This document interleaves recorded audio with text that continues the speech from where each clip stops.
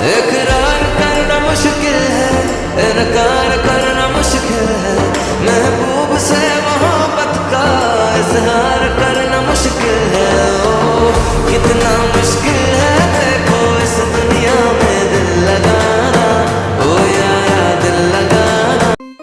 So hello दोस्तों, आप लोगों ने वीडियो के स्टार्टिंग में देख ही लिया। बहुत सारे भाई लोगों ने हमसे पूछा है कि सैक इफेक्ट वाला स्टेटस वीडियो कैसे बनाते हैं। तो चलिए मैं इसी वीडियो में बताने वाला हूं कि सैक इफेक्ट वाला स्टेटस वीडियो कैसे बनाते हैं। तो आप लोग बने रहिए इस वीडियो में कंटिन्यू, वीडियो को पूरा देखिए तभी आपको समझ में आएगा। इस तरह का फोटो वाला स्टेटस वीडियो काफी ट्रेंडिंग में चल रहा है। सो गाइस, इस तरह की वीडियो एडिटिंग सीखना चाहते हैं तो आप लोग बने रहिए इस वीडियो में, मैं पूरा फुल प्रोसेस बताने वाला हूँ। अगर इस चैनल पे पहली बार आए हैं तो चैनल को सब्सक्राइब करके ऑल पर क्लिक कर लें ताकि और भी इसी तरह का वीडियो का नोटिफिकेशन मिलता रहे। इस वीडियो का प्रीसेट डिस्क्रिप्शन में मिल जाएगा। तो चलिए शुरू करते हैं।